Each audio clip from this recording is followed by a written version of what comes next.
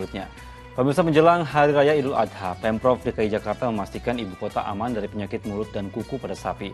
Demi menjaga status Jakarta tetap hijau, prosedur karantina sapi saat tiba pun diberlakukan. Penyemprotan disinfektan jadi prosedur utama kala sapi tiba di lapak pedagang hewan kurban di Cakung, Jakarta Timur. Selain itu, sapi-sapi yang akan dijual untuk hewan kurban juga wajib dikarantina lebih dulu di ruang isolasi yang disediakan. Ya, bukan tanpa sebab. Semua itu demi menjaga sapi terhindar dari penyakit mulut dan kuku yang masih merebak belakangan ini. Karena wabah PMK yang begitu banyak gitu ya, banyak di Jawa Tengah dan Jawa Timur. Jadi untuk sapi yang baru datang, kita siapkan dulu ruang karantina di kandang yang seperti ini. Ya, kita siapkan dulu, baru nanti setelah 14 hari kita pindahkan ke kandang utama. Apalagi dengan status hijau alias bebas PMK untuk wilayah ibu kota DKI Jakarta. Dari kebutuhan sapi di Jakarta yang mencapai 47.000 ekor, 42.000 diantaranya sudah masuk ibu kota dalam kondisi sehat. Yang sudah masuk di Jakarta saat ini sekitar 42.000 dan mereka semua menjalani prosedur karantina dan lain-lain sehingga insya Allah status di Jakarta tetap hijau dan aman dari PMK. Masih ada 5.000 yang dalam perjalanan diproyeksikan nanti akan tuntas sebelum perayaan Idul Adha. Selain itu, percepatan vaksinasi bagi sapi juga diharap dapat mengantisipasi penularan PMK jelang Idul Adha. 800.000 itu kita selesaikan, bahkan ada perintah Bapak Presiden untuk dipercepat, pakai aja 3 juta. Ya, saya kira itu yang paling penting. Memang PMK hadir, tetapi insya Allah seperti daerah hijau kita masih banyak. Sapi aja kita punya 18 juta ekor. Masyarakat juga diminta tenang karena Indonesia masih memiliki 18 juta lebih sapi dari daerah pemasok, meski 200.000 diantaranya terjangkit PMK. Tim Liputan melaporkan. Sementara itu 94.000 dosis vaksin tahap 3 untuk PMK pada sapi tiba di Bandara Soekarno-Hatta, Tangerang, Banten. Sebelum didistribusikan, vaksin akan disimpan lebih dulu di gudang Marunda milik Kementan. Dipesan dari Prancis, vaksin PMK tahap 3 merek Aftopor sebanyak 94.000 dosis sudah tiba di Bandara Kargo Soekarno-Hatta, Banten. Semua itu terbagi dalam 940 botol, di mana setiap botol berisi 100 dosis vaksin PMK. Dengan begitu, Indonesia sudah menerima dosis sebanyak 3.104.000 vaksin PMK dengan nilai impor 3,5 miliar rupiah. Sebelum didistribusikan, vaksin akan disimpan di gudang Marunda milik Kementan.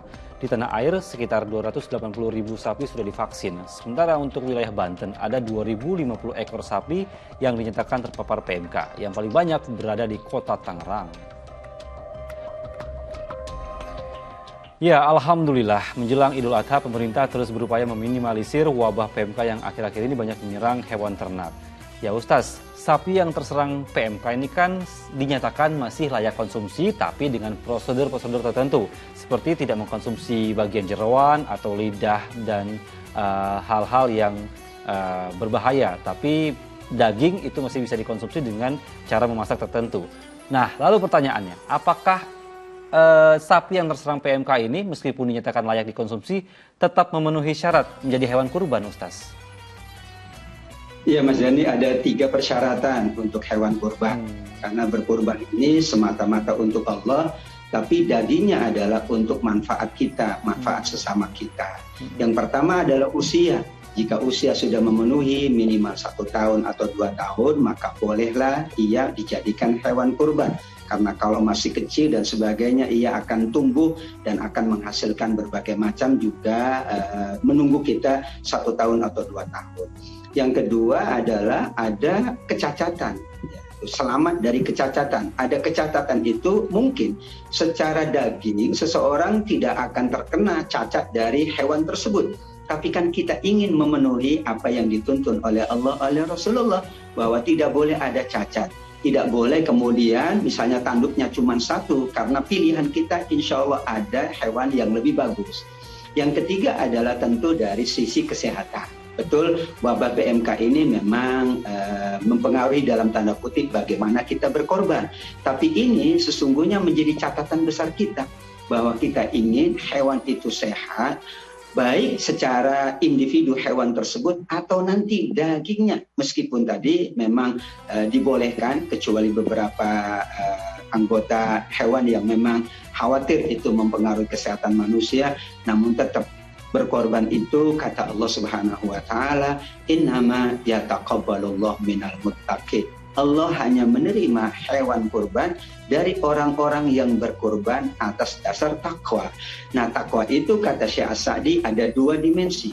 Takwa secara batiniah, ketulusan, keikhlasan, namun ada takwa secara lahiriah, memenuhi kualifikasi-kualifikasi yang ditetapkan oleh syariat atau oleh mereka yang memiliki kepakaran. Dalam hal ini adalah faktor kesehatan. Maka kalau kita memenuhi dua dimensi itu, berarti kita menjalankan kurban itu dengan penuh takwa. Dan kurban ini media kita menjadi lebih bertakwa. Sehingga takwa ini tidak hanya unsur yang ada di dalam, yang penting ikhlas. Tetapi bagaimana takwa itu cerminnya adalah kita beri yang terbaik untuk sesama kita. Kita berkorban dari hewan yang usianya sudah memenuhi. Demikian juga tidak ada kecacatan dan jauh lebih sehat. Kalau pilihan masih banyak hewan-hewan yang insya Allah memenuhi kualifikasi tadi, maka kita berusaha yang terbaik untuk ibadah kurban kita semua. Baik Ustaz. Ustaz, ini mungkin di luar konteks kurban tapi masih menyangkut hewan ternak. Ustaz, tadi Ustaz bilang kan syarat untuk berkurban adalah hewan di atas usia 1 tahun. Nah lalu Ustaz, kan banyak kita melihat yang penjual daging kayak sate daging atau soto dan lain-lain itu menjual daging hewan ternak, sapi atau kambing di bawah 1 tahun seperti 3 bulan atau 6 bulan. Itu kita boleh konsumsi nggak sih Ustaz?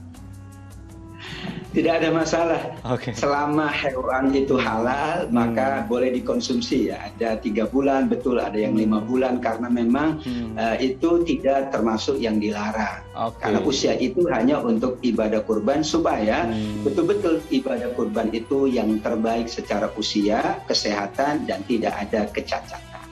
Baik Ustaz, terima kasih untuk jawabannya.